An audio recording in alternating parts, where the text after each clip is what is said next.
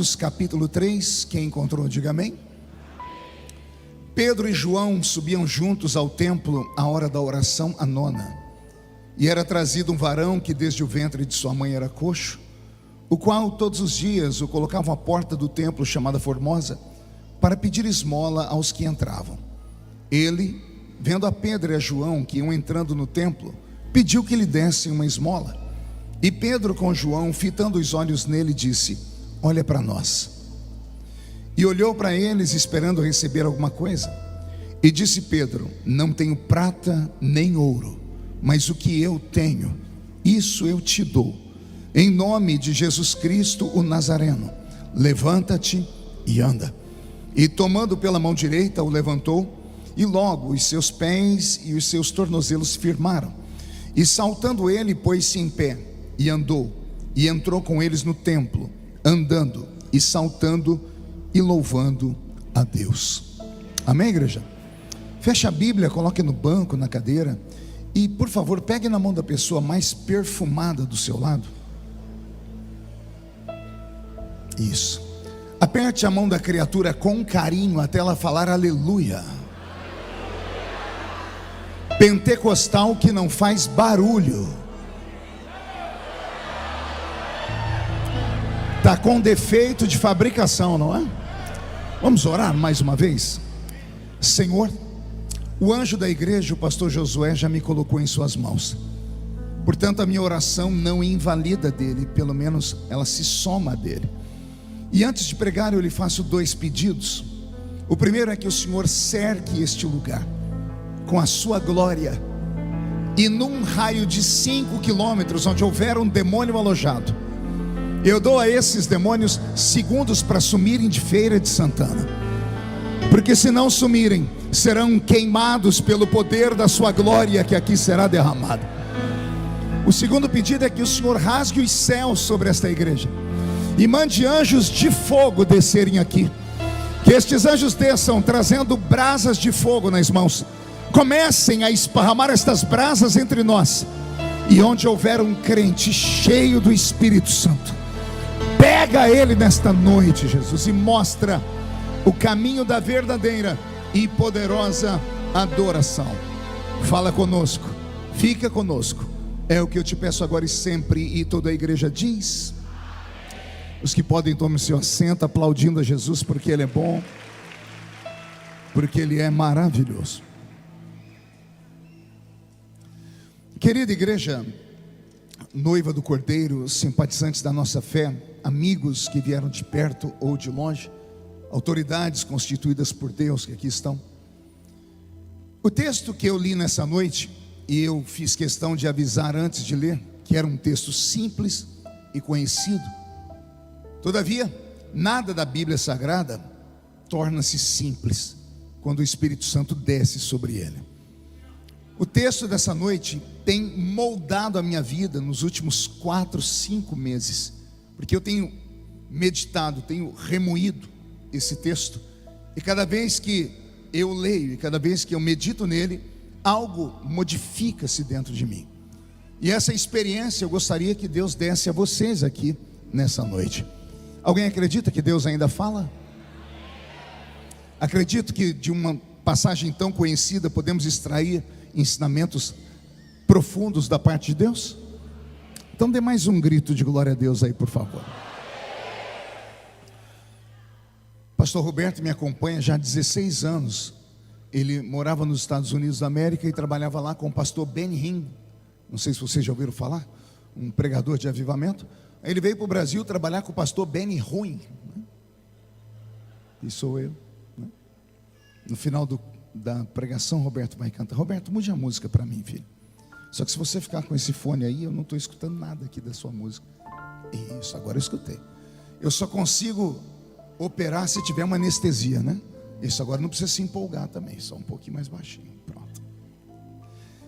O texto que eu li, ele é um divisor de águas na vida de pelo menos um dos personagens que envolvem essa história.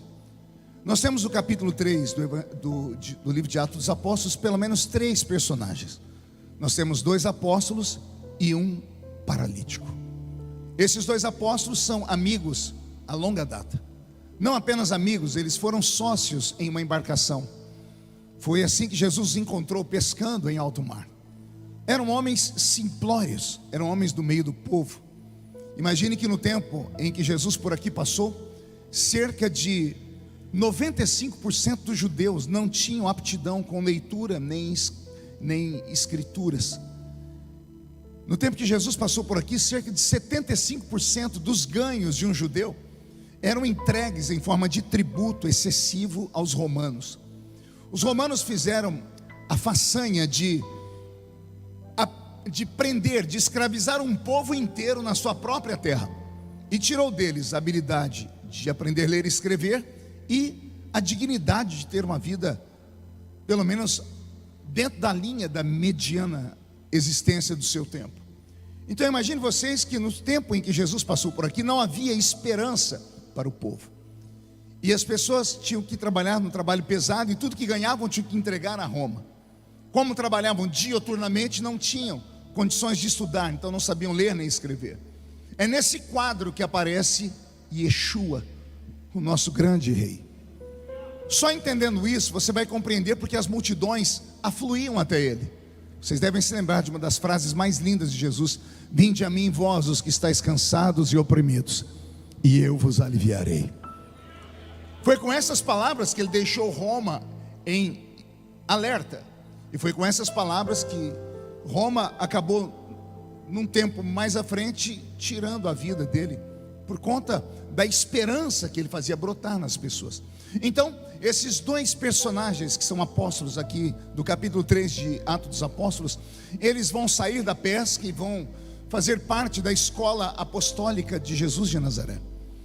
Ao lado desses dois tinham mais 10, e ao lado desses 12 tinham milhares.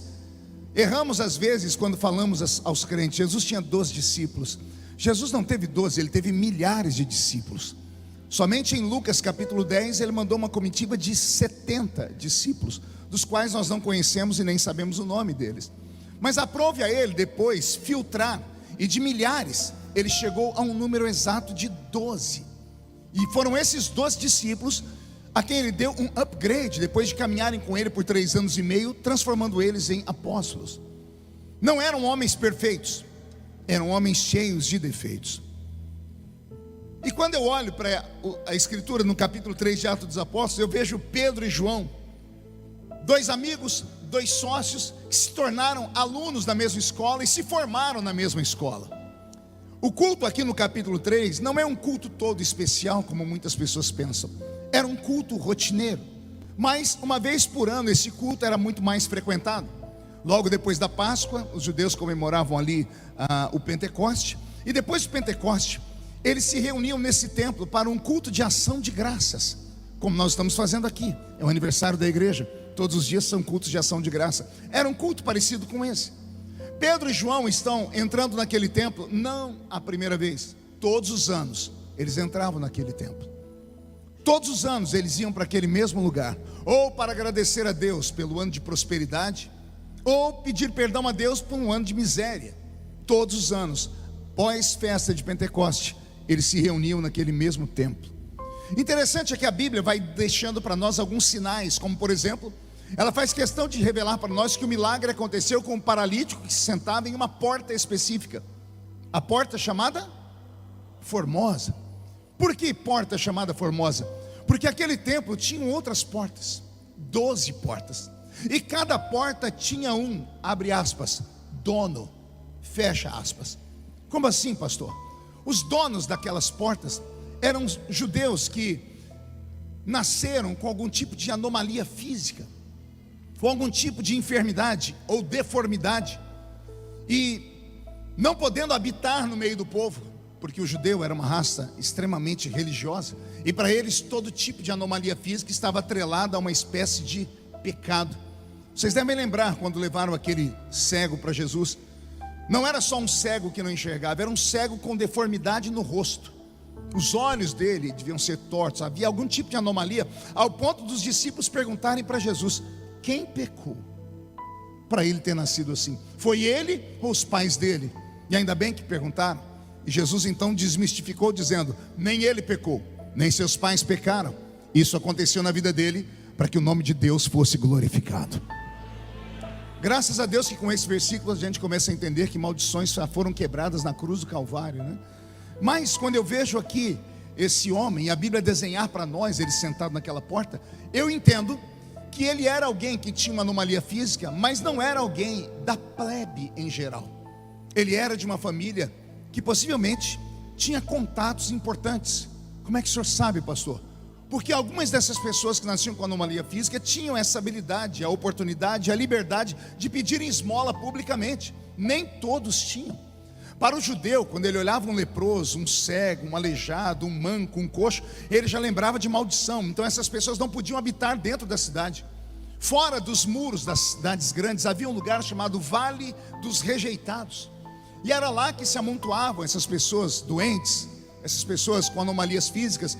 E os poucos que podiam entrar na cidade para pedir esmola é porque vinham de famílias influentes, é porque vinham de famílias que tinham algum tipo de influência pelo menos junto à prefeitura da cidade. Como assim, pastor?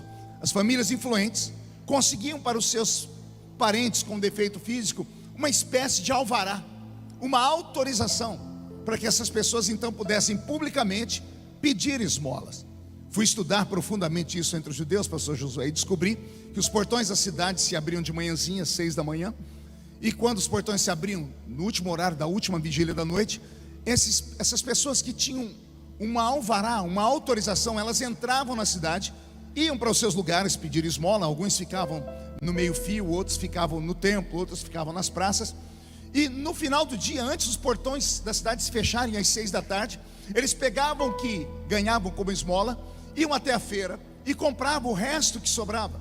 E então atravessavam o portão e iam dormir lá no Vale dos Rejeitados com as demais pessoas. E aí então eles repartiam com as pessoas a comida. Esse era o dia a dia deles. As pessoas que tinham essa influência com o governo conseguiam para os seus uma espécie de documento. Nós temos um exemplo clássico disso na Bíblia. Quem lembra aqui do cego de Jericó? A Bíblia diz que o cego estava sentado no meio-fio da esquina, ouviu um barulho, perguntou o que era, e alguém disse: o milagreiro está passando aí, o tal de Yeshua está passando aí. Dizem que ele levanta paralíticos, que até mortos ressuscita. Bartimeu se empolgou e começou a gritar: Jesus, filho de Davi, tem misericórdia de mim. Ele gritou por várias vezes, até que alguém se aproximou dele e disse: cala-te, você está atrapalhando o mestre. Aí ele se empolgou e gritou muito mais alto ainda. Ele gritou tão alto que chamou a atenção de Jesus. E Jesus perguntou: o que está acontecendo ali? E alguém contou: tem um cego que não para de gritar. Aí Jesus disse: traz o cego aqui para mim.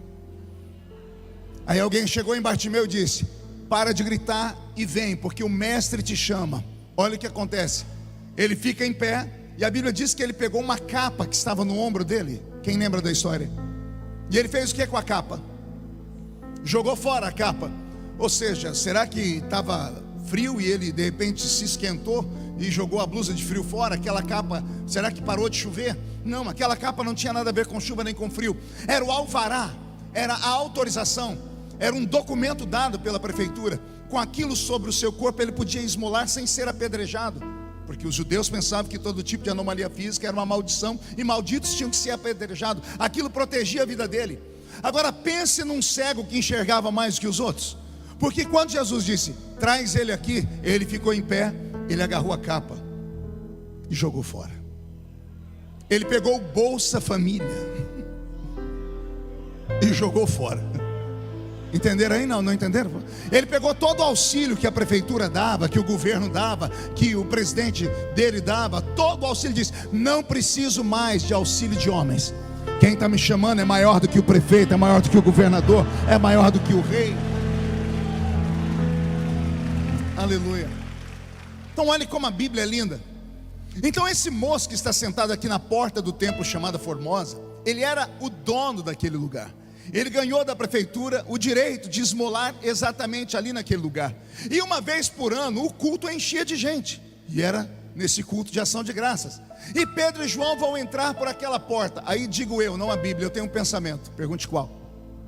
Pedro e João todos os anos entravam por aquela mesma porta. Pergunte como eu sei. Primeiro, porque eu sou inteligente, né?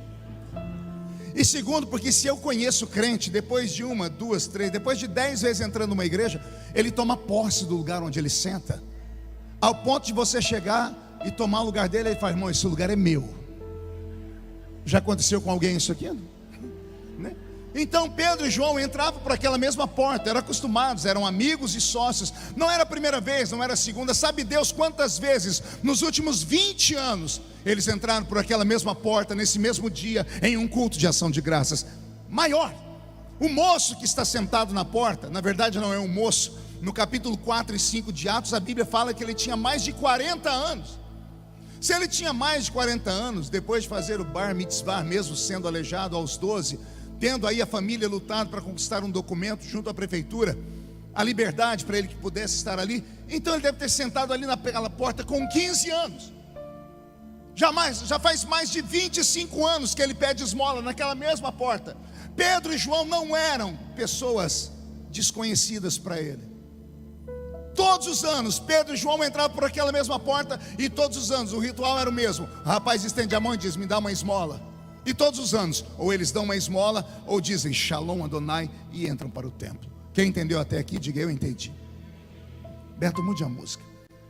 Agora alguém, pelo amor de Deus, me diga, o que foi que aconteceu com um dos personagens, que a Bíblia chama ele de Pedro, que está ao lado de João, que quando vê o paralítico estender a mão e pedir uma esmola, e o paralítico é paralítico, não é cego, ele é paralítico. Ele não está estendendo a mão assim, ele está estendendo a mão e pedindo uma esmola. Ele está olhando para eles. Só que mesmo estando olhando para eles, olha a resposta de Pedro: olha para nós. Vai meditando aí. Ele já estava sentado, pastor Josué, com a mão estendida, e ele pediu esmola. Me dá uma esmola. Ele está olhando para eles. Pedro só tinha que dar a esmola ou não. Aí Pedro está vendo o rapaz olhar para ele, e Pedro insiste: olha para nós. Isso aqui mexeu comigo. Eu comecei a meditar. Ele é paralítico, não é cego. Ele pediu esmola olhando para eles. Por que Pedro está chamando ele, dizendo assim: olha para nós? Eu entendi que Pedro não estava chamando a atenção do paralítico. Pedro estava chamando a atenção da igreja inteira, das outras portas que estavam recebendo um fluxo de pessoas que vinham atrás deles e estavam entrando na igreja, das pessoas que já estavam perto daquela porta. Pedro não falou, ele gritou. Como é que o senhor sabe, pastor? Quem escreveu não estava lá, foi Lucas, o biógrafo. Lucas colheu essa história. Ele voltou e perguntou: o que aconteceu? Quando a igreja nasceu, alguém disse: um dia Pedro e João entraram aqui. Ele ouviu essa história. E como é que memorizaram a história? A pessoa que contou essa história para Lucas escrever estava lá naquele dia e ouviu Pedro falar: olha para nós. E todo mundo olhou. O que eu entendo? Pedro nesse dia queria plateia. Ele queria fazer algo que impactasse a vida de todos que estavam ali. Só que era algo novo, era algo que ele nunca tinha feito, era algo que seria extraordinário se desse certo. Mas ele também podia contar com a dúvida: e se eu fizer e não funcionar? Por isso eu questiono mais uma vez vocês, prestem atenção. Eu quero que vocês me digam quem é esse homem que está agora olhando para um paralítico e dizendo para ele: olha para nós. E todo mundo olhou para ele. Agora melhor é o que ele fala. Veja só, ele diz: olha para nós, no plural, para mim e para João. Quando ele diz olha para nós, João, eu imagino, é obrigado a mexer no saquinho de dinheiro para dar uma oferta para o rapaz. Porque já que Pedro chamou a atenção, me dá uma esmola, olha para nós. João já vai pegar a oferta. Pedro para de falar no plural e agora ele fala só por ele. Primeiro ele diz olha para nós, e agora ele diz: eu não tenho. Quantas vezes a gente diz assim: olha para nós, nós não temos prata, nós não temos ouro. Não foi nós. Ele chamou a atenção no plural: olha para nós. De repente Pedro viu João mexendo na bolsa de dinheiro, e Pedro então disse: eu não tenho prata. Eu imagino que até João tomou um susto. Eu não tenho ouro, mas o que eu tenho,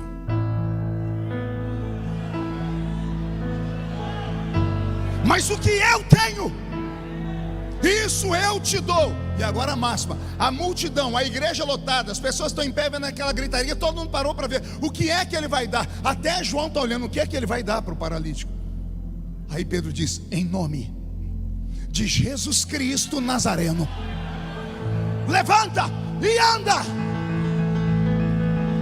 E o paralítico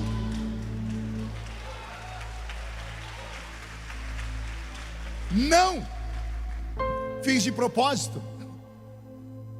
Ele falou: em nome de Jesus Cristo Nazareno, levanta e anda. E o paralítico estava sentado, ficou. Pedro usou tudo que ele aprendeu na escola teológica. Ele usou o verbo: em meu nome farão. Então, em nome de Jesus Cristo Nazareno, levanta e anda. E o paralítico não levantou. Está escrito, é só você ler o texto. A Bíblia diz: e Pedro, tomando pela mão direita, o colocou em pé. E quando colocou em pé, ele tremendo, a Bíblia diz: e logo os pés do paralítico se firmaram. E quando o paralítico viu que firmou, ele começou a saltar. E aí o culto ficou pentecostal de verdade, que ele entrou no templo saltando, glorificando e dizendo: grande é o Deus desse homem que aí está. Agora pode aplaudir, porque agora o paralítico andou. Agora, por favor, preste atenção em mim, que eu vou fazer de novo a pergunta. Alguém, pelo amor de Deus, me diga quem é esse homem que está levantando um paralítico aqui. Como assim, pastor? É Pedro. Tá, mas que Pedro é esse? Porque o Pedro que eu conheço, a vida dele está narrada nos evangelhos. E o Pedro dos evangelhos não se parece em nada com o Pedro de Atos dos Apóstolos. Aconteceu algo que mudou a vida dele. Na verdade não mudou, transformou a vida dele. A palavra transformação na língua grega é metamorfose. Metamorfose não é uma cirurgia plástica, não é uma harmonização facial, não é você mudar a cor do cabelo ou o estilo de penteado, não é mudar a roupa. Metamorfose é ser transformado de uma coisa em outra. Vou falar de novo.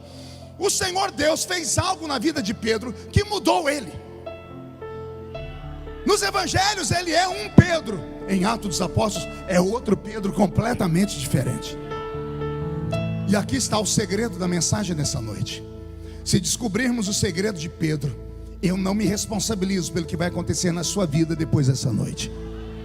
Se pelo menos 10 aqui dentro entenderem a mensagem, desses 10, 5 buscarem, desses 5, 2 receberem, a cidade de Feira de Santana vai ser virada de cabeça para baixo.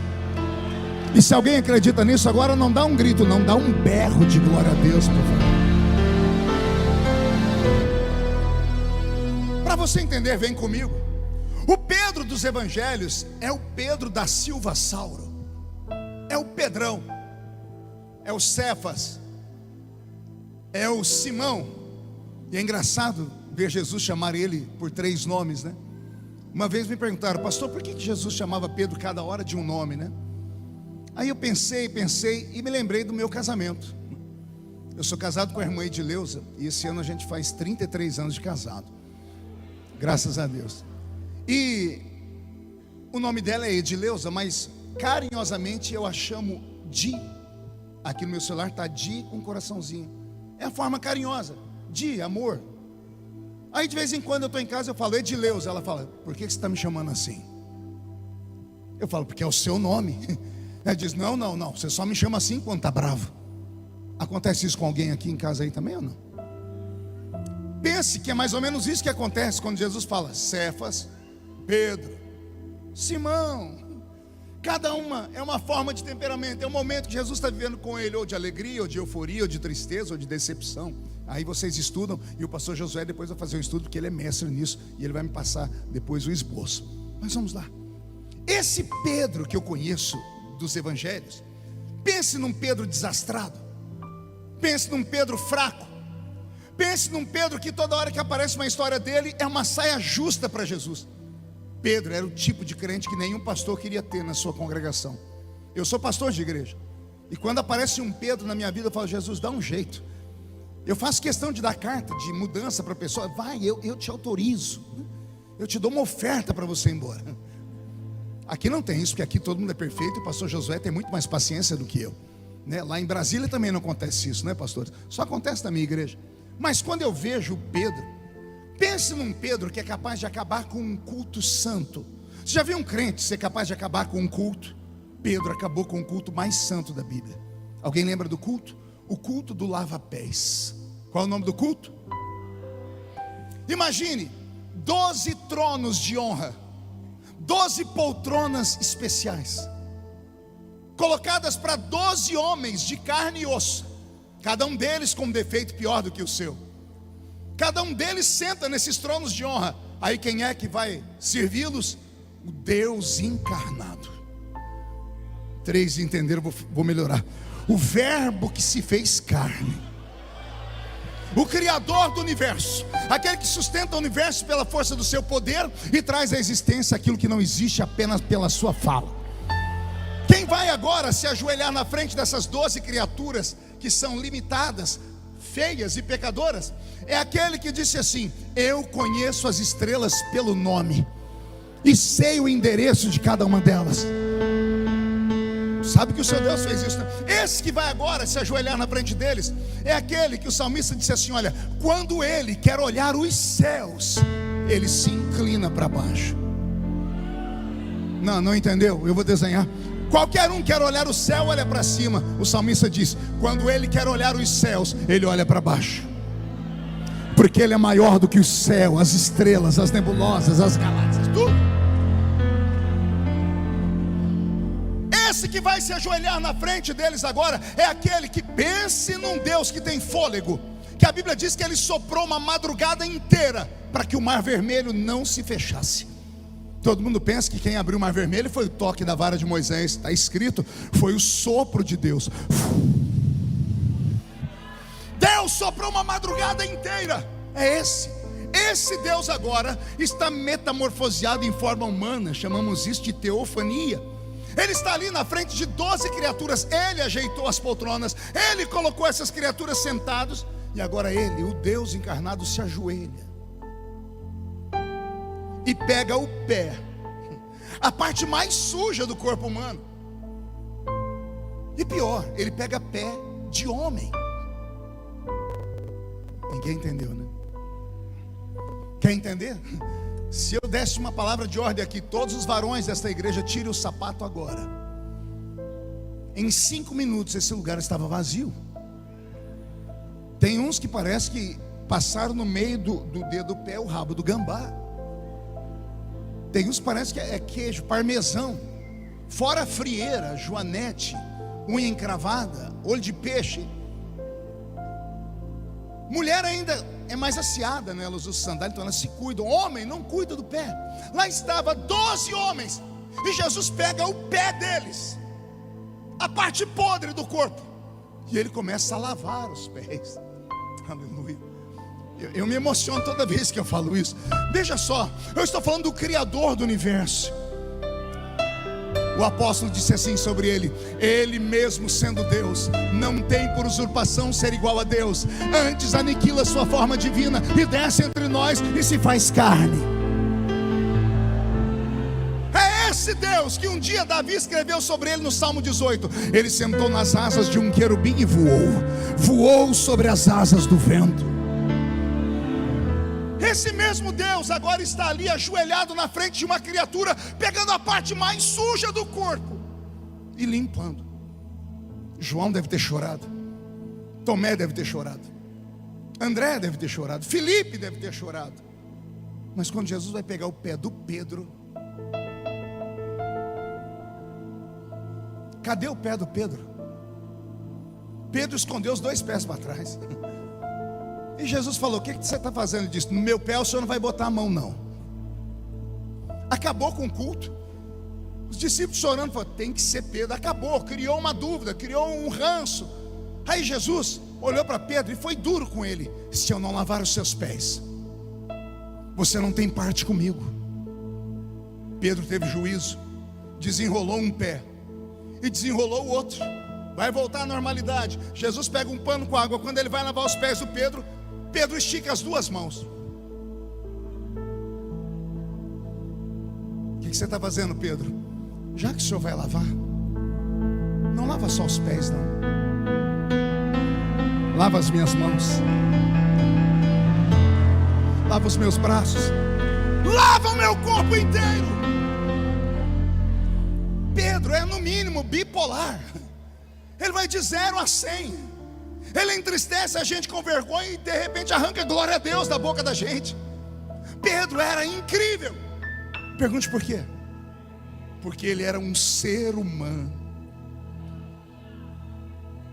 A palavra ser, entidade invisível. A palavra humano vem de humus. E humus é terra misturada com esterco. E eu não preciso falar para ninguém o que é esterco aqui, não é? Quem é Pedro? Uma entidade invisível, um espírito que habita dentro de um corpo podre, muito parecido comigo e com você. Pedro é o discípulo que afunda nas águas. Todo mundo lembra da história. Imagine, madrugada, vento soprando, os discípulos atracados com um mastro, olhando para o meio do mar, e eles viram aquele vulto e já começaram a gritar: meu Deus, olha lá, Iemanjá está vindo. Não, é Triton, é o pai da pequena sereia, é Poseidon, o rei dos mares. E de repente, lá do meio daquele vulto, vem uma voz muito suave dizendo: sou eu. Só Pedro gritou: se és tu, me mande ter contigo. E a voz disse: vem. Pode imaginar Pedro soltando: mas dá licença, o homem está me chamando.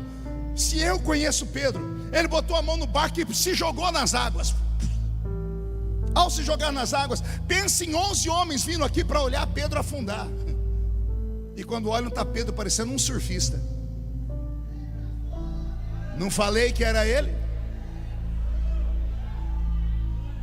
Se fosse qualquer outro discípulo, jogaria primeiro a escada, desceria, colocaria o pé na água para ver se estava durinha.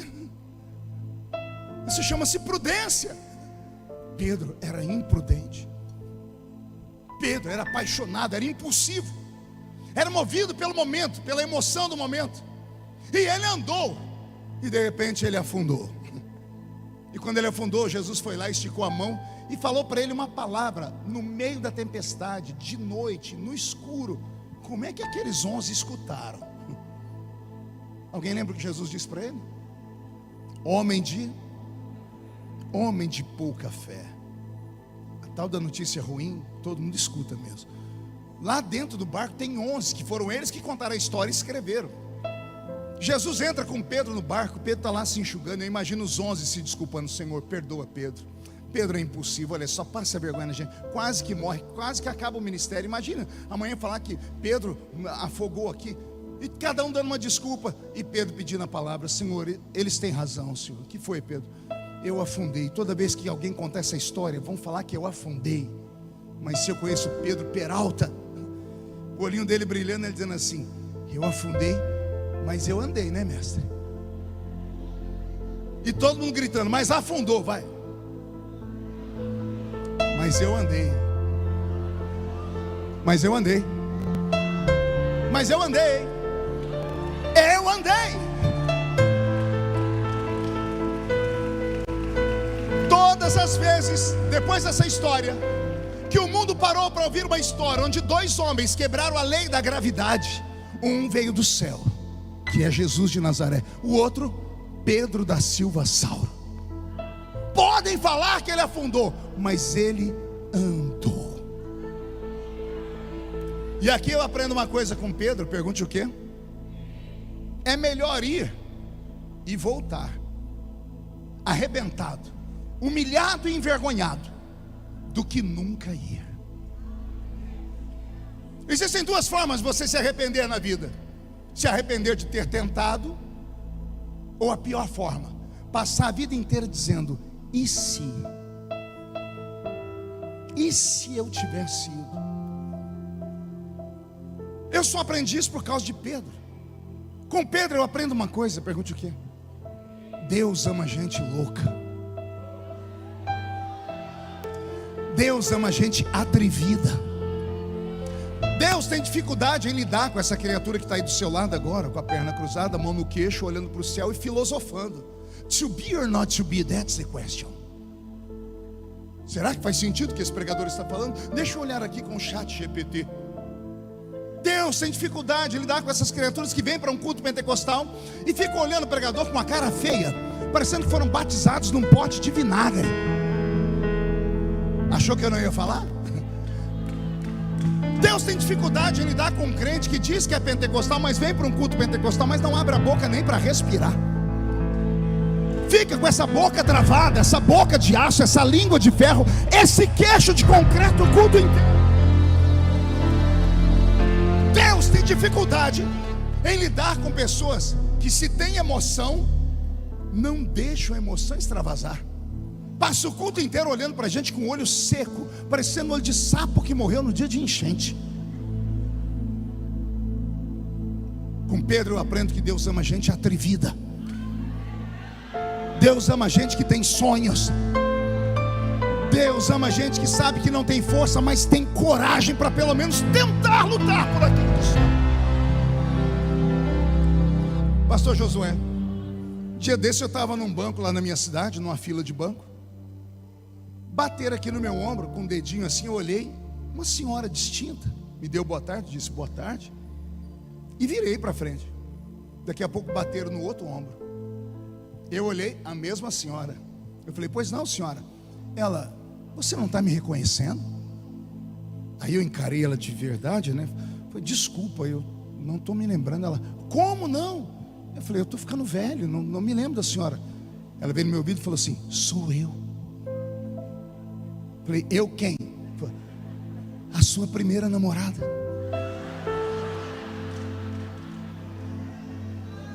Aí eu me afastei para olhar a criatura de verdade. Quando eu olhei aqui por dentro, eu me regozijei. Falei, tu és Deus de livramento, tu és Deus de mistério. Aleluia. Eu quase falei em línguas. É sério. Aí ela olhou para mim e disse assim, eu mudei tanto assim, eu não podia ser tão sincero. Eu disse, não, você está muito bem. Ela jogou o cabelo para um lado, jogou para o outro.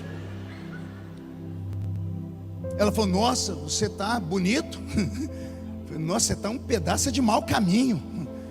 Ela está no mundo ainda, né? Diz, não conhece Jesus. Daqui a pouco ela falou assim, que partidão que eu perdi, hein? Ela devia ter parado aí, mas não, ela insistiu. Por que foi mesmo que eu te abandonei? Roberto, muda a música. A vingança é aquele prato que se come frio. Eu articulei as palavras para não deixá-la muito triste. E eu disse, eu me lembro como foi. Você insistiu, queria conhecer a minha casa. Você me conhecia dos bailezinhos da escola, do menino arrumadinho, mas você queria conhecer a minha casa. E eu disse não, e você insistiu. Aí você chegou na minha casa e viu uma casinha de 2 cômodos, rebocada com barro, sem forro. E a gente dividindo os 2 cômodos com 12 pessoas. E você viu as mochilas de quem trabalhava na lavoura pendurada, e uma delas era minha, porque eu era cortador de cana de açúcar. E quando você viu a pobreza e a tristeza, e viu que o banheiro da minha casa era lá fora, que era uma fossa, você se despediu e nunca mais falou comigo. Aí eu lavei a alma, né? Aí ela falou assim para mim, também eu não sabia que você ia ficar bonito e rico. Se eu soubesse, eu tinha investido mais. Aí eu contei para ela uma história. Eu disse, o fogo, a água e a oportunidade se encontraram no entroncamento de vias. O fogo, curioso, perguntou para a água, onde você mora? E a água disse, cave buracos e no subsolo você me encontrará nos lençóis freáticos. E você, fogo, onde você mora? O fogo disse, eu moro no atrito. Esfregue uma madeira em outra, bata uma pedra na outra e você vai me encontrar no meio das faíscas. O fogo e a água viram que a oportunidade não parava e ambos perguntaram, oportunidade, e você? Onde você mora? E a oportunidade, andando, respondeu: eu estou passando.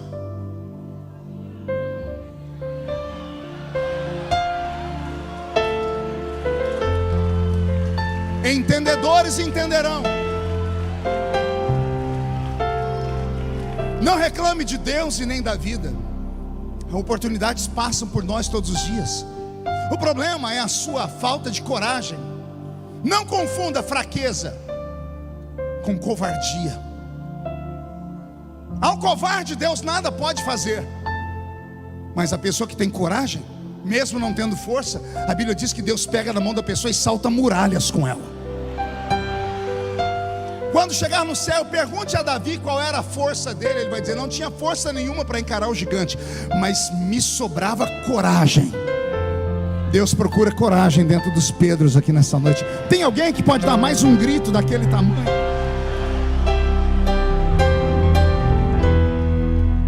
Eu conheço esse Pedro dos evangelhos, o Pedro que afunda, o Pedro que atrapalha culto. Eu conheço o Pedro que nega Jesus diante de uma vendedora de púrpura, que diz: não sou, não conheço e não me pareço com ele. Pedro que eu conheço na Bíblia, um dia Jesus falou assim para ele: tu és Pedro. Só que na língua grega Jesus diz para ele: tu és uma pedra pequena. E quando você vai na etimologia da palavra, pedra pequena é pedra esmiuçada, e pedra esmiuçada é areia. Pegue uma pedra, esmiuce ela e você vai ver areia. Por isso a conotação com o texto sobre edificação. Um homem que edificou a casa na areia, veio o vento e derrubou. Jesus diz assim diante de todo mundo: Pedro é só areia, é uma pedra pequena que não presta para nada. Esse é o Pedro. Não conte para ninguém. Pedro um dia conseguiu tirar Jesus do sério. Poucas vezes Jesus saiu do sério nos evangelhos, e uma foi com Pedro. Pedro fez tanta coisa errada que Jesus, ao invés de chamar ele num canto e dar um sermão para ele, Jesus falou perto de todo mundo. Pergunte o quê? O diabo está pedindo a sua alma para se andar com ela. E o pior, entrou por aqui e saiu por aqui. Porque um dia estava Pedro com Jesus. Jesus falou: é chegada a minha hora. E Pedro diz: tem pena de ti mesmo. Jesus olha para Pedro e diz assim: para trás de mim não ouvi. Zé Pilintra, não? Exu Caveira, Tranca-Rua, Pomba Gira, não é nenhum dos demôniozinhos que a gente conhece? Quem é que estava dentro de Pedro? Quem é Satanás? É o arqui-inimigo de Deus? É a estrela da alva caída? É aquele que desestruturou o céu, que acabou com o coral do céu, que derrubou 1/3 das estrelas lá de cima, que tem por apelido dragão? Era ele, o chefão, estava dentro de Pedro. Quer dizer que Pedro estava endemoniado. E a pergunta que fica é: por que Jesus nunca se desfez de Pedro? Com todos esses defeitos que eu citei para vocês, Jesus nunca falou: vai embora, Pedro. Jesus nunca disse: você não presta, Pedro. Jesus teve paciência com ele. E aqui está uma coisa que homens não entendem, só Deus entende. Deus vê o que a gente não vê.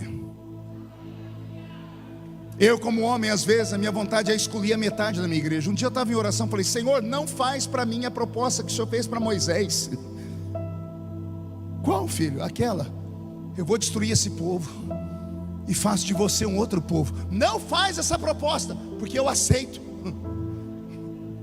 Como eu disse, só o pastor Josué, os pastores de Brasília que têm paciência. Eu não tenho. Por muito menos eu teria excluído Pedro do meu ministério, mandado ele embora, porque só erra. Pedro é culpado de um trauma que eu tenho desde a época que eu fazia seminário. Pergunte qual. Professor de hermenêutica pediu para que interpretássemos um texto e fizéssemos uma pregação rápida, e cada um levantou um episódio. O Abraão, o mais atribulado dos meus amigos. Até hoje eu não sei se o Abraão era uma bênção atribulada ou uma tribulação abençoada. O Abraão conseguiu esse feito. Eu quero pregar para vocês hoje o motivo pelo qual Pedro negou Jesus 3 vezes antes que o galo cantasse. Já catamos papel e caneta para anotar a revelação. E Abraão soltou.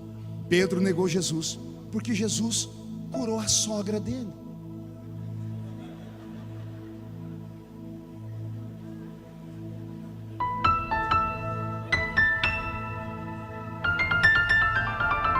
Olha o que o Abraão arrumou.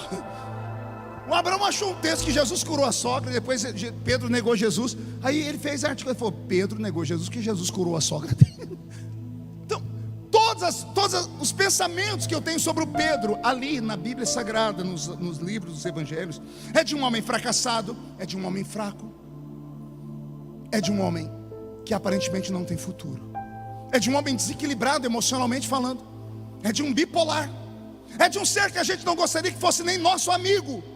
Mas Jesus nunca desistiu dele. E a prova está quando Jesus diz: para trás de mim quem? Não ouvi: para trás de mim Satanás saiu. Jesus disse: Satanás vai, mas Pedro fica.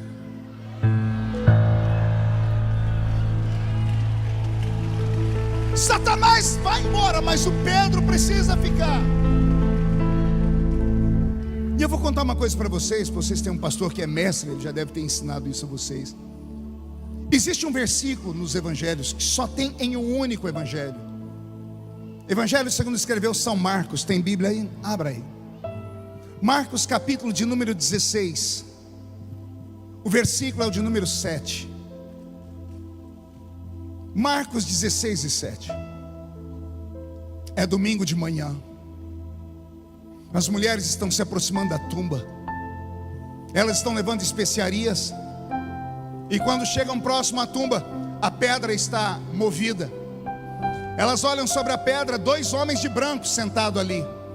E antes de fugirem, os homens de branco gritam com elas: por que procurais entre os mortos aquele que vive?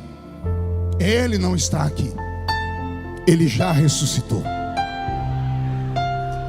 Todos os 4 evangelistas contam essa história, mas só o evangelho de Marcos tem continuação. Os homens de branco perguntaram, mandaram um recado. Está escrito aí: mas ide, dizei a seus discípulos. E a, não ouvi, e a quem? Mas antes, dizei a seus, e a, mas Pedro não era discípulo? Sim ou não? Se Pedro é discípulo, porque o nome dele está destacado? E a segunda pergunta: por que isso só existe no evangelho de Marcos? Pergunte para mim por quê. Marcos não foi discípulo de Jesus, não caminhou ao lado de Jesus, não foi aluno dele. Marcos foi aluno de um outro apóstolo, só que era muito bravo, era o apóstolo São Paulo. Numa das viagens de Paulo, Paulo perseguido, quando ele se escondeu, ele foi pedir ajuda para o discípulo que estava ao lado dele, que era João Marcos. João Marcos já tinha dado no pé fazia tempo, se acovardou. Paulo, quando o encontrou, disse: você não presta para caminhar comigo, e mandou o garoto embora. Como Pedro e Paulo tinham uma pequena desavença, vocês podem encontrar isso na carta aos Gálatas, no capítulo 2. Tudo que Paulo desfazia, Pedro ia lá e pegava, só para mostrar que ele era melhor. Quando alguém falou: Paulo mandou embora João Marcos, Pedro foi lá e pegou João Marcos para ele. E João Marcos se tornou discípulo do apóstolo São Pedro.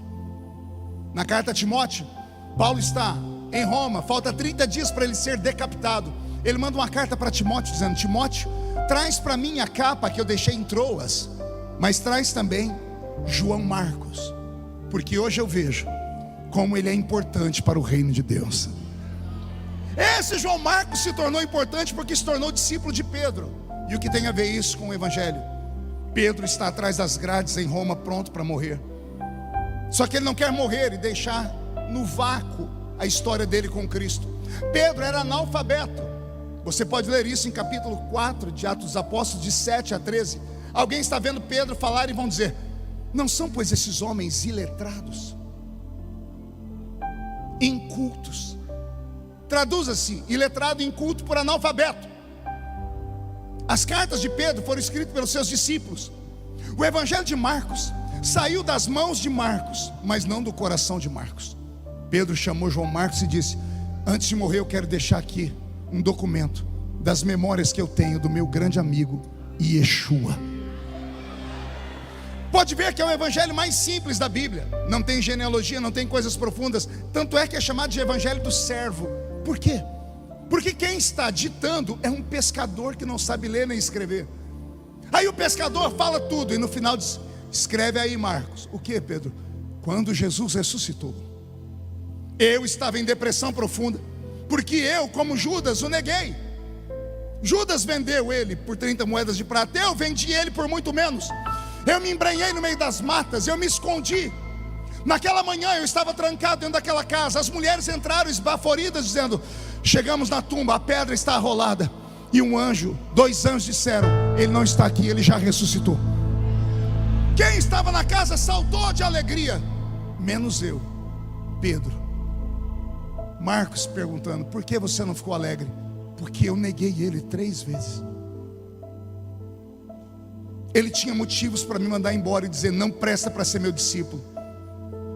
E o que aconteceu, Pedro? Aconteceu que quando os anjos falaram com as mulheres, ele mandou um recado para todo mundo assim: ide, dizei a seus discípulos, mas um deles vocês chamem em particular.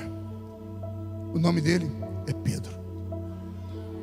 Avise aos discípulos e a Pedro. O que? A nossa história não acabou ainda. O que passou, passou. É daqui para frente. A glória da última casa será maior do que a glória da primeira casa. Onde habitou o pecado, porque o Satanás habitou dentro dele, vai abundar a graça verdadeira e divina. Aquele que não prestava para nada, que era só pedra esmiuçada, agora será o alvo da minha graça. Pedro não é a pedra da igreja. A pedra que sustenta a igreja é Jesus, que é a rocha. Pedro é a própria igreja. E contra Pedro, sendo fraco, as portas do inferno não prevalecerão contra ela. Por quê? Porque a graça de Deus envolve aquele que é chamado e vocacionado por Deus. Quem entendeu até aqui, diga: eu entendi. Agora se ajeite na poltrona, cotovelo, irmão, diga: preste atenção. Quem é esse homem de Atos dos Apóstolos? Me diga.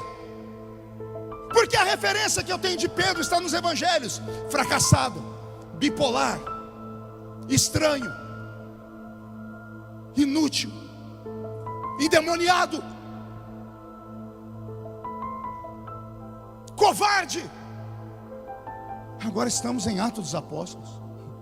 Logo no capítulo 2, os crentes recebem o Espírito Santo. O povo começa a dizer: está todo mundo bêbado aqui. Aí a Bíblia diz que um personagem salta no meio da multidão. Alguém lembra quem foi? E Pedro, saltando no meio da multidão, disse: aqui não tem ninguém bêbado. O que está acontecendo aqui é o que foi predito pelo profeta Joel, que disse: nos últimos dias, diz o Senhor, derramarei do meu espírito sobre toda a carne.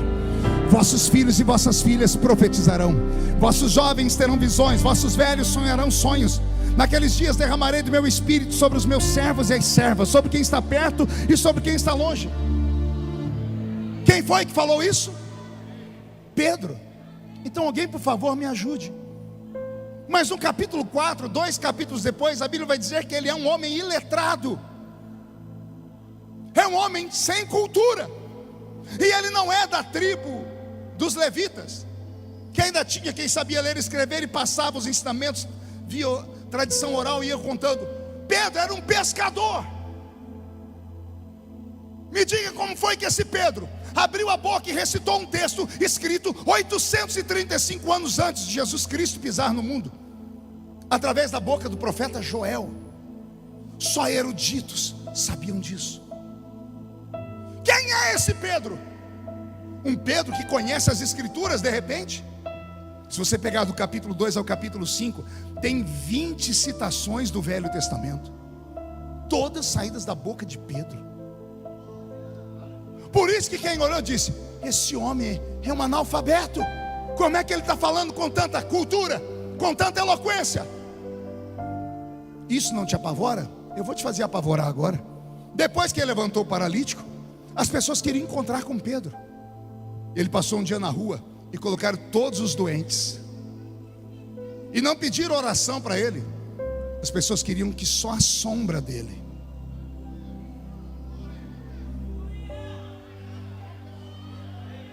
Eu vou falar de novo. Quem é esse homem que até a sombra dele faz milagres? Isso é pouco para você? Me diga o que acontece quando um crente chega lá para dar uma oferta na igreja dele. Era uma oferta boa, era metade do valor de uma propriedade, de um imóvel. Se alguém chegar na minha igreja hoje e falar: pastor, está aqui o valor de uma janela, eu já vou ficar feliz. Imagina alguém trazer a metade da casa. Foi entregar para Pedro. Pedro disse assim para a pessoa: por que mentistes ao Espírito Santo? E a pessoa caiu morta aos pés dele. Daqui a pouco veio a mulher do homem, confirmou a mentira, ela caiu morta aos pés dele. Alguém me diga que homem é esse? Que quando Paulo escreve a carta aos Gálatas diz: estes são as colunas da igreja de Deus. Alguém me explique o que foi que aconteceu com Pedro entre os evangelhos e Atos dos Apóstolos capítulo 3, onde ele pega um homem de 70 quilos, um homem que nunca andou na vida, que a perna está murcha, atrofiada, os ossos tortos. Ele colocou o homem em pé num puxão de mãos. Que homem é esse? Repito uma palavra que eu falei agora há pouco: metamorfose, transformação. Deus é habilidoso em transformar vidas. Ele pega um Jacó e transforma ele em Israel. Ele pega um Abrão e transforma ele em Abraão. Ele pega uma Sarai e transforma ela em Sara. Ele pega uma prostituta de luxo que teve 5 maridos, que estava com ela, não era dela. E depois de 15 minutos, a prostituta que saiu lá da sua casa, e todo mundo dizendo: lá vai a destruidora de lar, volta para aquela mesma cidade como a maior missionária do Novo Testamento. Entenderam a história da mulher samaritana? Ela voltou para casa e ganhou a cidade inteira. A Bíblia diz: a cidade toda. Não foi a rua, não foi os parentes, não foi a manicure amiga. A cidade toda desceu até o poço para ouvir Jesus, porque a ex-prostituta anunciou para eles um evangelho com um poder, uma graça. Você ainda não entendeu? Eu estou falando da mesma graça que veio sobre um moleque, um menino buchudo, um menino bonito, alto, que o pai deu para ele uma missão simples: vai procurar as jumentas que eu perdi. Saiu de casa procurando jumenta, voltou para casa como rei de Israel. Alguém lembra o nome dele? Saul. Agora alguém lembra o que o profeta disse para Saul depois que ungiu ele? Quando você sair daqui de perto de mim, você vai passar pelo meio de um cemitério. Lá no cemitério de Zelza, você vai encontrar a sepultura de Raquel. Você vai atravessar a sepultura, você vai encontrar homens com pão e bolo. Passe por eles e você vai encontrar um grupo de profetas, que eles descem do alto com saltérios, flautas e tambores. Eles estarão cantando, eles estarão adorando, eles estarão orando. E você vai se aproximar deles. E a Bíblia diz: e o Espírito de Deus se apossará de ti e te transformará em um outro homem. Entenderam o que eu disse? Leia Samuel capítulo 10, você vai encontrar primeiro livro do profeta Samuel, capítulo 10 e 11, 9, 10 e 11. A Bíblia diz: o Espírito de Deus vai se apossar de ti, Saul, e você será transformado. Não é maquiado, não é uma mudança superficial, não é uma mudança de aparência ou de roupa. Você será transformado, transmutado. Você sofrerá uma metamorfose e você será transformado em um outro homem. Olhe para mim. 5ª série da escola, aqueles que participaram da nossa época, aula de ciências. A professora vai dar uma aula para nós, ciências ou biologia, e vai falar sobre a metamorfose. A metamorfose mais conhecida na história do mundo se dá com a vida de uma lagarta. Quem lembra disso? Quem já viu uma lagarta? Lá no interior de São Paulo a gente chama de taturana ou mandruvá. Olha que nome desgraçado. A tal da taturana, do mandruvá, da lagarta, pense num bicho que destrói tudo por onde passa, plantações inteiras. Pense num bicho que quando tem pelo, seu pelo queima a mão de quem encosta. Algumas soltam uma gosma que é nojenta. Todo mundo que vê uma quer matar na hora.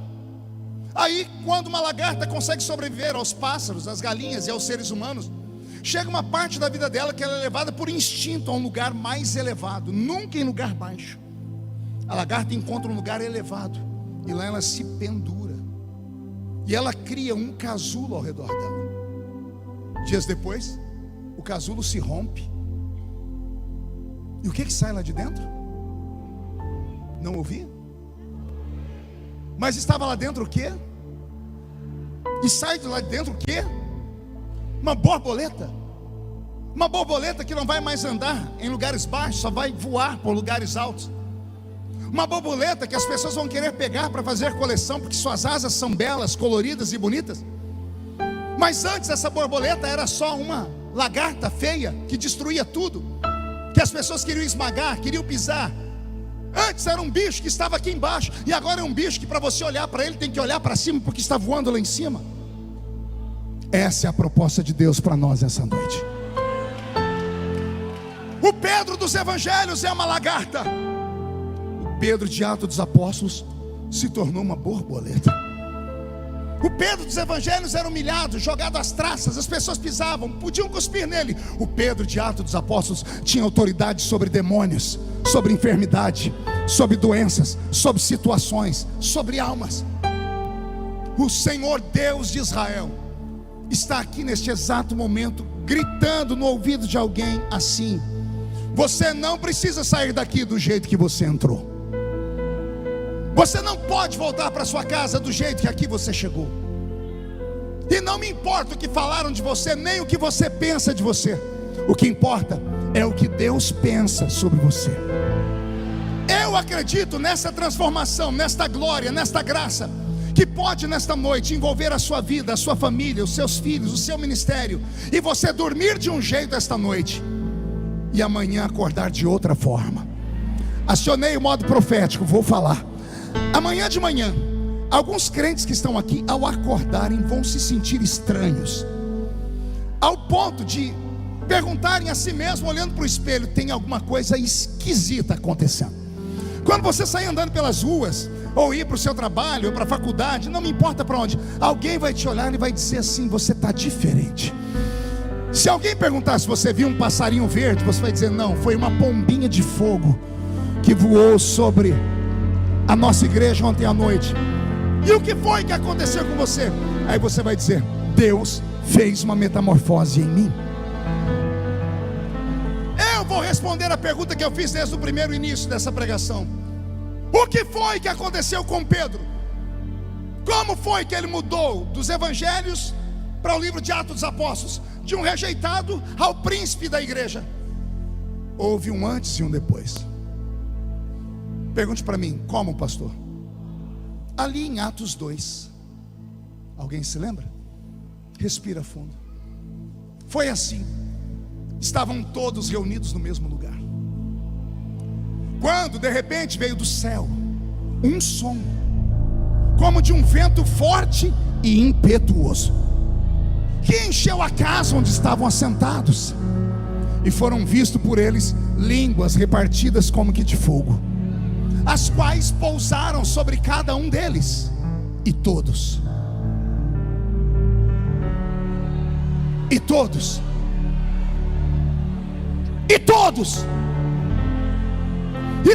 foram cheios do Espírito Santo e começaram a falar em outras línguas, conforme o Espírito Santo lhes concedia que falassem. A metamorfose que ocorreu na vida de Pedro foi depois que ele recebeu o batismo com o Espírito Santo. A força que ele recebeu para tirar aquele paralítico do chão veio através de uma palavra que Jesus disse em Atos 1:8: há de ser que descerá sobre vós a virtude do Altíssimo, e vocês receberão poder para serem minhas testemunhas em Jerusalém, Samaria, Judeia, até os confins da terra. A palavra original é virtude. Diga comigo: virtude. A palavra virtude no grego, ela vem de dunamis. A palavra dunamis é a raiz da palavra brasileira para dinamite. E eu não preciso falar para ninguém o que é dinamite.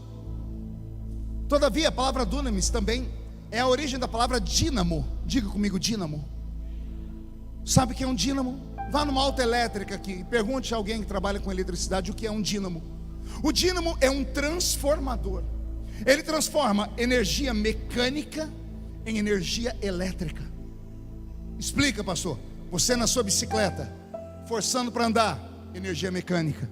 Aí você coloca um motor na sua bicicleta, não precisa mais fazer força, você vai mais longe. A energia mecânica foi transformada em energia elétrica. Jesus disse aos seus discípulos: ficai em Jerusalém, até que do alto sejais revestidos pelo poder de Deus. Em Atos 1:8, o Senhor diz: esse poder será uma virtude. E essa virtude é um gerador de força que vai transformar o que está dentro de vocês. Vai transformar o desejo em realidade. Vai transformar o sonho em algo palpável. Vai transformar as mãos humanas de vocês em mãos capazes de levantar paralíticos. Vai transformar os pés chulezentos de vocês em lugares onde você colocar a planta do seu pé, eu te darei por herança. Vai colocar dentro de vocês uma autoridade tão grande que os demônios se curvarão diante de vocês. E não me interessa se é Zé Pilintra, Zé Pilantra, Chucaveira, Tranca-Rua, Preto Velho, obra de feitiçaria pesada, não interessa.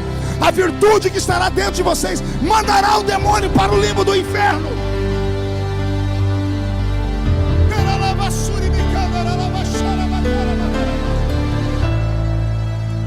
Agora me escute, Assembleia de Deus, aqui nessa linda cidade.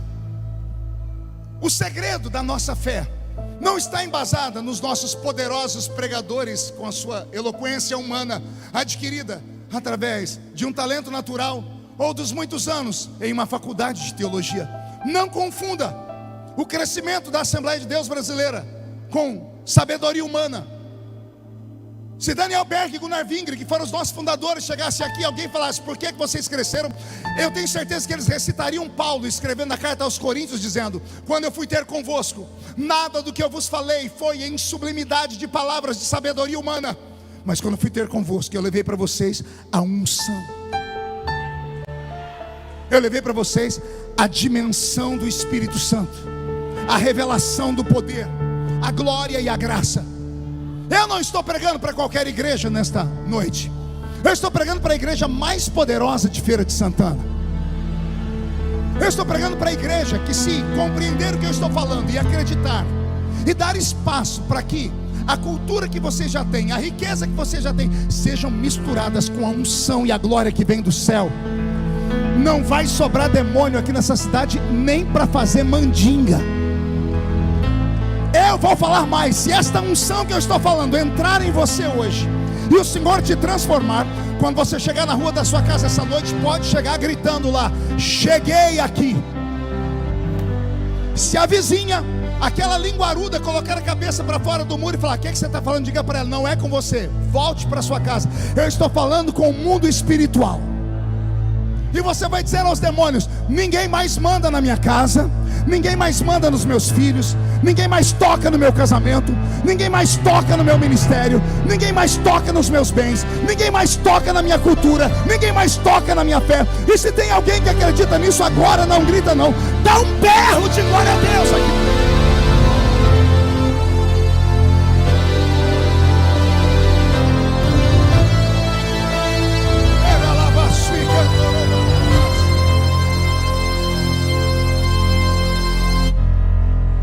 Agora que eu terminei a introdução da mensagem, eu vou pregar. Roberto, mude a música. Eu fiz tudo isso aqui só para dizer para você: você não pode se conformar com essa vida pequena, com essa espiritualidade tacanha, em ser um crente assembleiano pentecostal e não ter experiências sobrenaturais. Ah, pastor, mas só experiência? Não, você pode ter tudo, mas a experiência para um crente pentecostal faz toda a diferença. Como é que você acha que nós crescemos no Brasil? Eu preguei agora, pastor Josué, lá no Macapá, e nos 108 anos da Assembleia de Deus, e me levaram no lugar onde fizeram o primeiro batismo. A primeira irmã que foi batizada lá em Macapá em 1917, desceram ela nas águas do rio, e quando saiu com ela das águas, Jesus batizou ela com o Espírito Santo.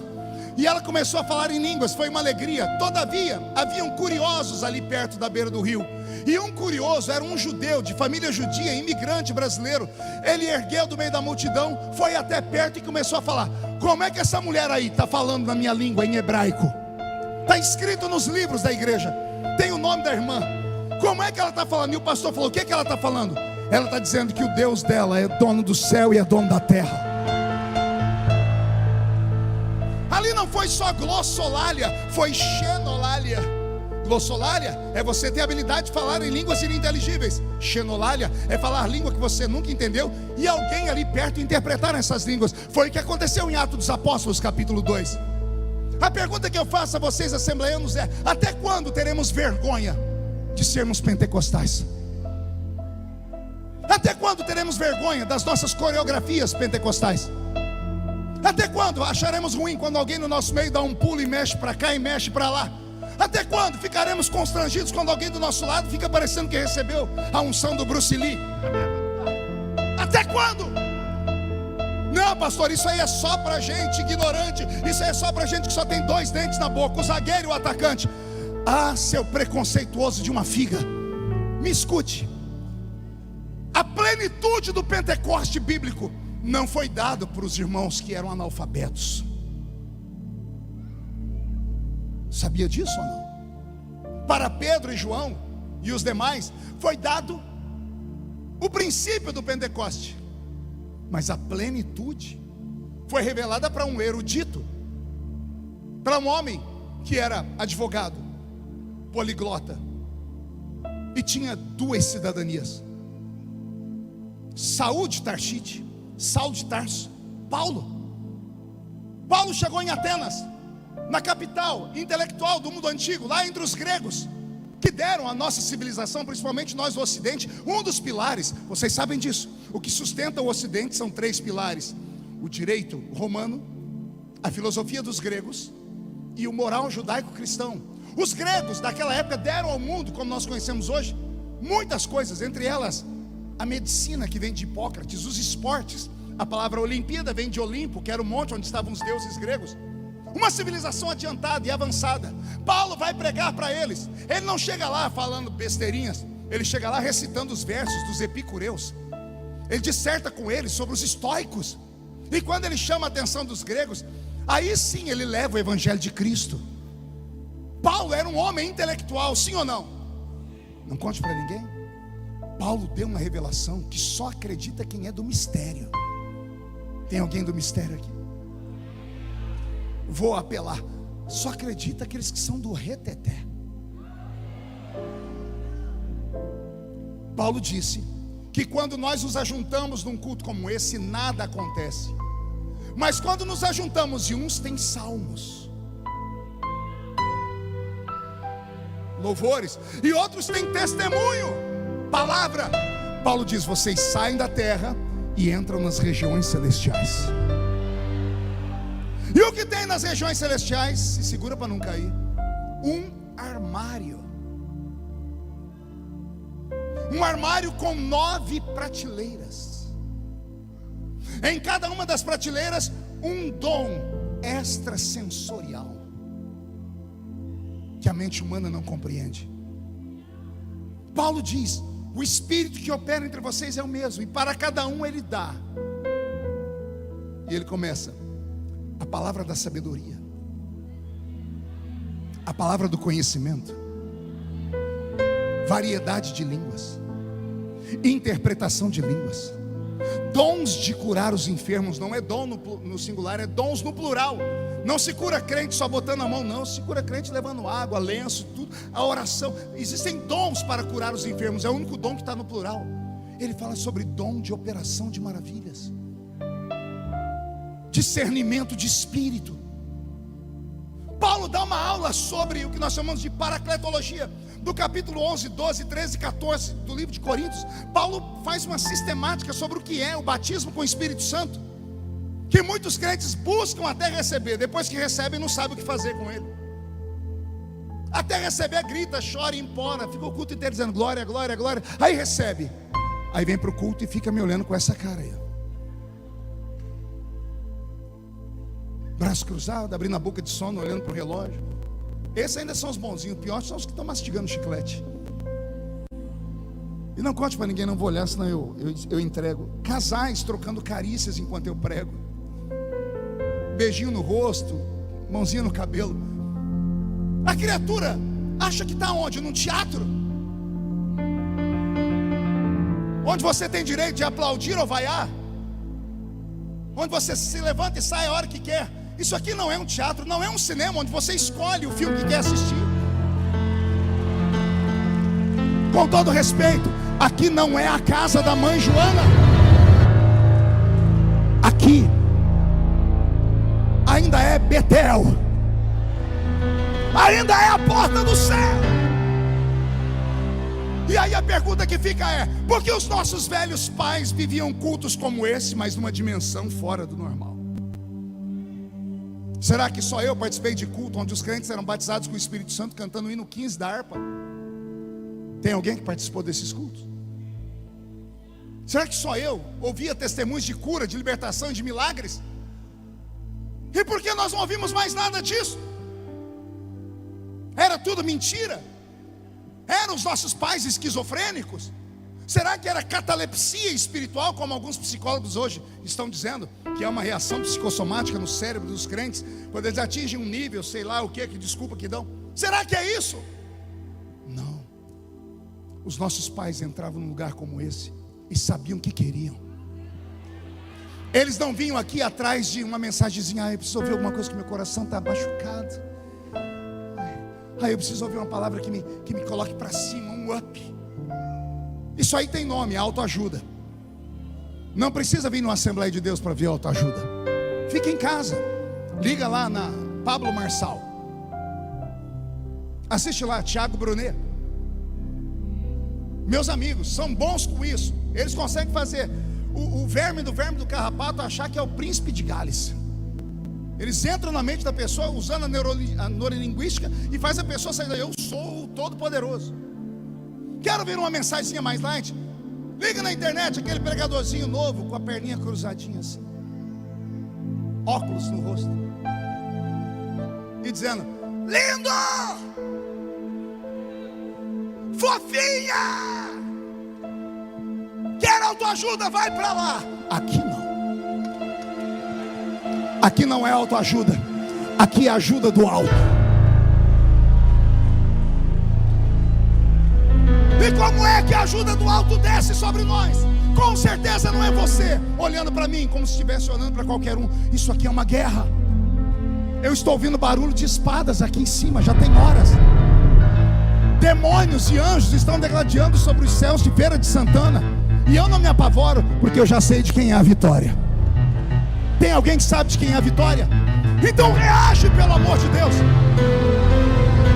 Você pode levantar a mão direita para o céu comigo e chacoalhar ela. Você pode agarrar o ombro da pessoa que está do seu lado com carinho e respeito.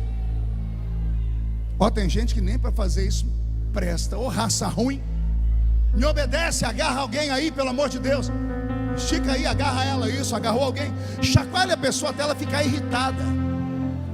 Não, irrita ela, tira ela do lugar, chacoalha. Isso, diga para ela assim: Deus te trouxe aqui para isso. Sacode, diga: para isso. Deus te trouxe aqui para sacudir a sua fé. Deus vai sacudir o seu casamento, a sua família, o seu ministério. Deus vai sacudir Feira de Santana. Deus vai sacudir a Bahia.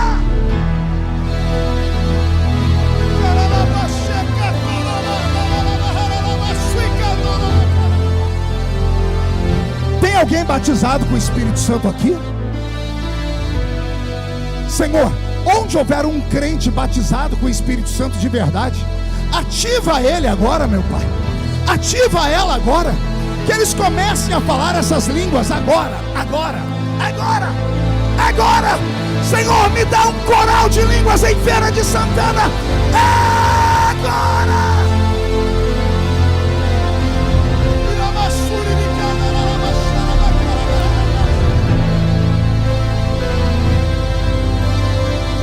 Pastor, eu nunca falei, recebe o batismo com o Espírito Santo.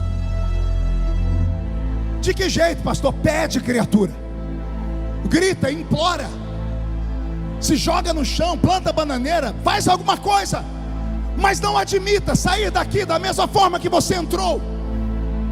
O diabo não respeita gente bonita, o diabo não respeita gente inteligente, o diabo não respeita gente rica.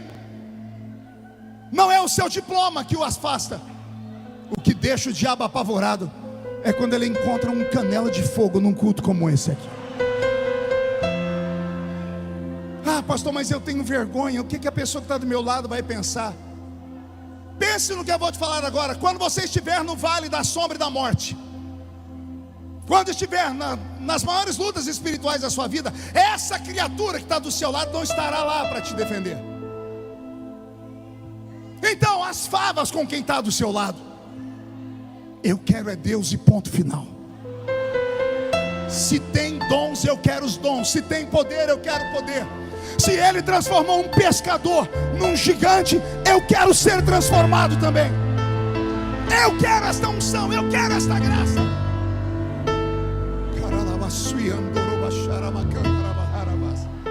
Estou com meu corpo todo arrepiado. Metamorfose, transformação. Dá lugar, pede, implora, busca, sobe até as regiões celestiais. Acesse esse armário. Pastor, qual é a chave que abre esse armário? É o batismo com o Espírito Santo. Como assim? Fomos ensinados pela Assembleia de Deus desde criança. O crente que fala em outras línguas, ele sobe de nível. Porque quem fala em línguas edifica a si mesmo. Ou seja, você vai se construindo. O batismo com o Espírito Santo é a chave que abre esse armário que tem 9 dons. Estão lá, são nossos. E por que a gente não consegue acessá-los? Posso falar? Vai doer um pouquinho. Vida desregrada, vida nojenta, pornografia,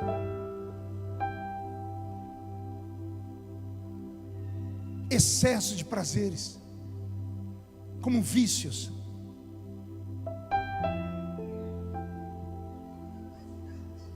preguiça. Queremos que Deus seja o nosso gênio da lâmpada, que Ele venha e realize todos os nossos desejos. E se não encontrarmos aqui, a gente muda de igreja como se muda de roupa. Vamos buscar ali, e se lá não tem, vai em outra. Daqui a pouco você acaba abrindo uma igreja para você. O problema não está na igreja, está em você. Eu sirvo a Jesus desde criança. O irmão que me buscou me deixou triste. Falou: eu escuto o senhor desde criança. Ele é mais velho que eu. Mas eu entendi, porque eu prego desde os 13 anos. Se alguém falar: o senhor mudou, mudei a embalagem. Fiquei velho, barba branca, já sou avô. Mas se você tivesse entrado aqui de olhos fechados e só ouvisse a minha voz, porque a voz não envelhece, você ia dizer: ainda é um menino lá da Vila Tatu. Você pode ser para frente, só não pode deixar Jesus para trás. Você pode ser moderno, só não pode ser mundano. As pessoas falam da cor da parede. A cor da parede não importa. O que importa é como está você aqui dentro. Agora imagine essa igreja bonita, moderna, rica. Imagine se você ainda fica tomado pelo Espírito Santo. Não, vou falar de novo. Já é bonita, já é rica. Imagine se Deus te toma hoje e você consegue equilibrar a graça e o conhecimento. Porque essa é a qualidade de Jesus. O menino crescia na graça, unção, conhecimento, estudo. Parte de nós vem da terra, parte de nós vem do céu. Você pode ser poliglota, pode ser o que for. Eu me comunico em 3 idiomas. Eu escrevi 22 livros e uma enciclopédia acerca da Bíblia. Deputado federal de 4º mandato, conselheiro de presidente da República. Mas pergunte se algum dia eu deixei de entrar no mistério. Pergunte se num culto eu não me entrego. Aí as pessoas falam: como é que o senhor aguenta? Porque tudo comigo vai para o Jornal Nacional, Josué. Tudo tudo comigo é escândalo nacional. Vocês já viram muitas vezes, você mesmo já deve ter dito: agora acabou, agora acabou. E olha eu aqui. Por quê? Olha, já tentaram, já marcaram a missa de 7º dia trocentas vezes, mas não dá tempo. Entre a morte e a ressurreição dá uns 2, 3 dias. Olha eu de pé de novo. Porque eu recebi o que Pedro recebeu. O que eu recebi não veio da terra, veio do céu. E quando Deus dá, não tem homem que arranque. Vou falar de novo. Aquele que foi escolhido por Deus e recebeu a unção que veio do céu, pode se levantar contra ele 11.000 demônios. 1.000 cai de um lado, 10.000 do outro lado, e a pessoa não pode ser atingida. Pode se levantar ministérios, pode se levantar políticos, pode se levantar quem for. Quem é que pode matar aquele que Deus quer que viva? Então, em nome de Jesus, se aprume. Você está numa terra poderosa. Você é do estado da Bahia, onde o diabo, quando veio para o Brasil, resolveu se aninhar aqui no início. Depois ele foi lá para o Rio Grande do Sul, porque lá tem mais feiticeiro do que aqui. Se aqui os feiticeiros fazem milagres, por que os crentes não podem fazer? Vou falar de novo. Por que vamos perder para feiticeiros? Nós temos o Criador. Pastor, e por que a gente não recebe? Eu termino aqui. Quando puderem, leiam um livro do Bispo Macedo, chamado Guias, Demônios, Caboclos, Orixás, Deuses ou Demônios, uma coisa assim. Ele foi banido das livrarias, proibido, mas você acha ele na internet. O Bispo Macedo fez um compêndio, onde ele pegou várias pessoas que saíram da feitiçaria, e as pessoas relataram como foi que elas saíram de uma vida comum para uma vida ao baixo espiritismo e à conversão. É incrível o preço que as pessoas pagam para receber dons que vêm do mal. Mulheres e homens raspam a cabeça. Imagine passar navalha no seu cabelo bonito, irmã. Jamais, né? Pois as mulheres que querem um pacto fazem. Aí depois se trancam num quarto, num lugar, e começam a receber espíritos, a princípio de herê, demônios de crianças, e depois vão aumentando. Acontecem guerras onde aparecem cicatrizes e cortes nas costas dessas pessoas, sem ter ninguém ali para fazer isso. E aí vem o pai de santo, a mãe de santo, o babalorixá, o pai de chiqueiro, e fecha aquilo lá com um pó de osso, ebó ou ebá. Essas pessoas fazem um jejum de 30 dias. E sabe como é que elas quebram o jejum? Bebendo sangue de animais e comendo carne em estado de putrefação tirada de cemitérios, para acabar com a dignidade. Essas pessoas tomam banho em fezes e urina de animais, e depois que não há mais nada do ser humano, porque o diabo já destruiu tudo, aí diz: agora eu te dou talentos. E aí levanta uma mulher que lê mão, que faz isso e aquilo, feitiçaria. Aí vem Deus, lindo e majestoso, te traz para um ambiente sarado como esse, e diz assim: se o diabo tem poder para dar, eu tenho todo o poder para dar. A diferença é que ele não quer que você se suje, nem que raspe a cabeça, nem que você beba sangue.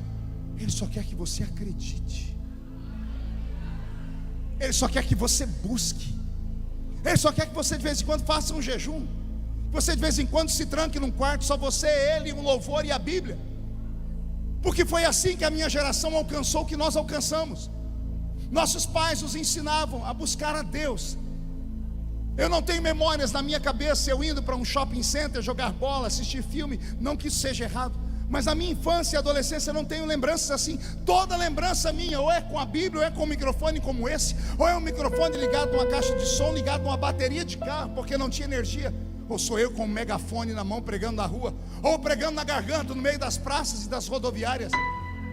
As memórias que eu tenho sou eu orando com aquelas irmãs que só tinham 2 dentes na boca, o zagueiro e o atacante.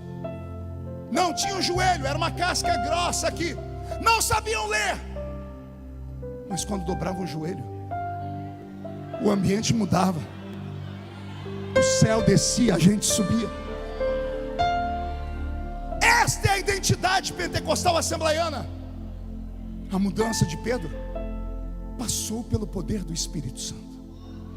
E o Espírito Santo não é uma coisa, ele não é algo, ele não é um vento, não é óleo, não é água, não é fogo. Isso são símbolos dele. O Espírito Santo é uma pessoa, e ele está aqui. E o que ele faz? Passeia no meio dos castiçais, como em Apocalipse, procurando brasa dentro dos corações. Você pode não acreditar, mas essa pessoa que está do seu lado aí, que agora está tão gelada, mas tão fria, se você ficar mais 5 minutos perto dela, você pega um resfriado. Essa pessoa aí já fumegou um dia. Essa pessoa aí já pulou, gritou, sapateou, dançou no Espírito.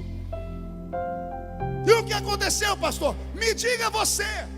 Por favor, não venha me dizer que você amadureceu, porque isso é uma desculpa muito esfarrapada. Não tem a ver com maturidade, tem a ver com a perda da sensibilidade. Termino recitando um rei que, depois de conhecer tudo sobre Deus, desceu ao limbo do inferno, caminhando pelo seu palácio.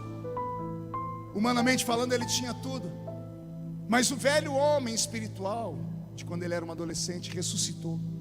Ele se trancou no quarto e ele falou assim com Deus: o Senhor está triste comigo porque eu pequei.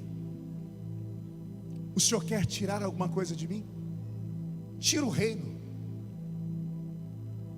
tira a riqueza, tira a fama, só não retires de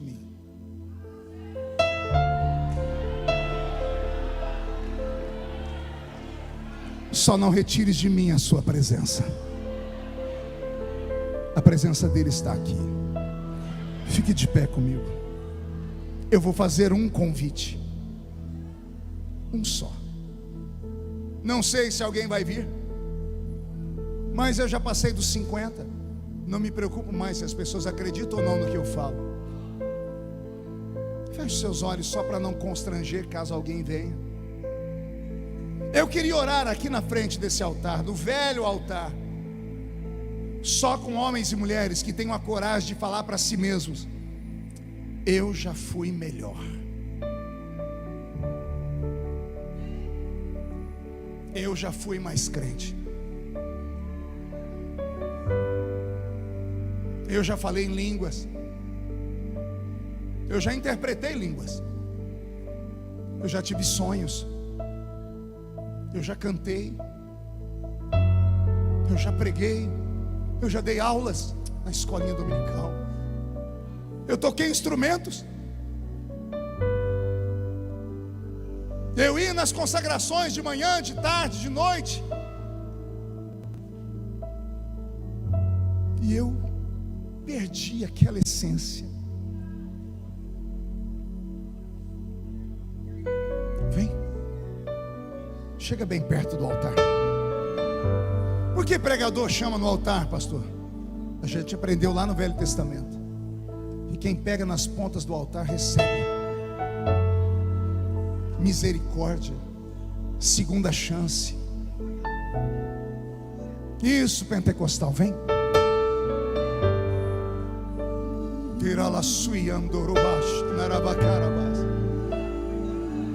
Você poderia estar em qualquer lugar, mas Jesus te trouxe para a Feira de Santana, aqui nessa igreja. Senhor, agora que há uma multidão na minha frente, a minha oração é que o Senhor transforme esta igreja num grande oceano, porque todos nós queremos navegar no seu Espírito. Senhor, onde houver alguém batizado com o Espírito Santo, renova eles. Onde houver alguém que nunca falou em línguas, batiza com o Espírito Santo. Onde houver um profeta, ativa ele. Onde houver alguém que acredita nos dons do Espírito Santo, que esses dons comecem a ser operados por eles a partir de agora. Senhor, que este lugar seja movimentado pelo seu Espírito. Faz esse lugar ser sacudido. como profeta de Deus esta noite, aos que vieram à frente em busca de um renovo, acreditem, o renovo já está dentro de vocês. Daqui até você chegar na sua casa, o seu carro será incendiado pela presença de Deus. A forma como você veio, vai haver algo novo acontecendo. Tudo que foi perdido está sendo recuperado, e Deus transformará esse lugar. Levante a mão direita aberta para o céu comigo para encerrar. Diga comigo: em nome de Jesus, todos os demônios que esfriaram a minha fé, que roubaram os dons, que roubaram as minhas experiências, eu ordeno, venham para a palma da minha mão. Feche a sua mão agora e segure eles. Isso é um ato profético. Eu vou contar até 3, vamos jogar no chão que está na nossa mão e vamos pisar em cima. Vai se cumprir Lucas 10:19. Eu vos dei poder para pisar sobre serpentes e sobre escorpiões, sobre todo o poder do diabo, e nada fará mal a vocês.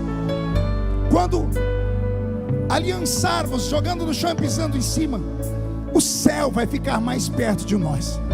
Aí você vai abraçar pelo menos 2 pessoas, porque a Bíblia diz que quando 2 ligam na terra, é ligado no céu. E você vai dizer para o seu irmão: Deus está transformando a minha vida nessa noite. Metamorfose de lagarta em borboleta, de quem se arrasta, alguém que vai sair daqui voando para todas as áreas da sua vida. Você nunca mais será o mesmo. 1,5, sua família sentirá orgulho de você de novo. 2, quem viver verá, para ver o que Deus fará até dezembro desse ano na sua vida. 2,5, Feira de Santana será chamada de capital do avivamento da Bahia. 3, jogue no chão, pisa em cima. Só para encerrar e não perder o costume. Sai da frente, Satanás! Estamos em guerra!